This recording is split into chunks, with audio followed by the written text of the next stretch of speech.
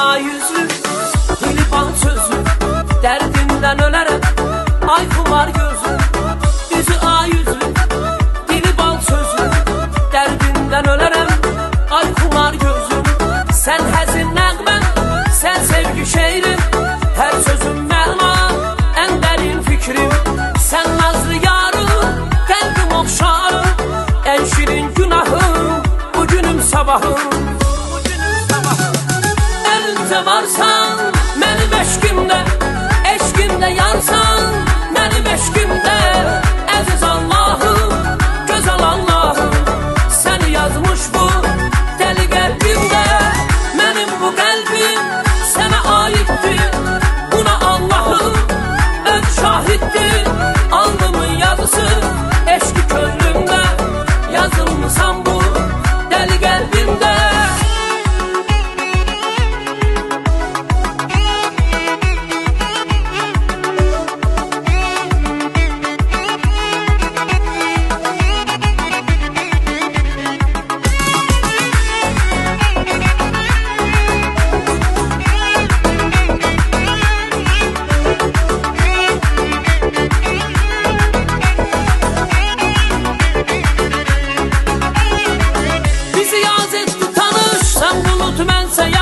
Gəlsən ol xəlvət otaq, mən gəlim qarış-qarış, otaqda mehman olum, sənə belə qurban olum, sənə belə qurban olum. Gəl yadım izlərinə, süzülüm gözlərinə, sənə səssiz sarılım, qarışım gözlərinə. Ruhunla leysan olum, sənə belə qurban olum, sənə belə qurban olum, sənə belə qurban olum. Dərd ol, dərmanın olum, ruh ol, mən canın olum. Gözümde çekir, hey bakın heyran olun. Sen dedin sultan olun, bir ömür cananın olun.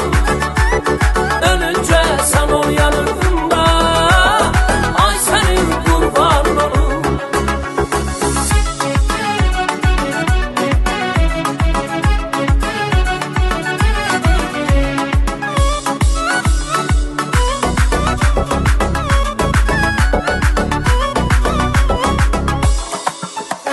Ne satırlar çözdüm, ne misalar bozdum, ne satırlar çözdüm.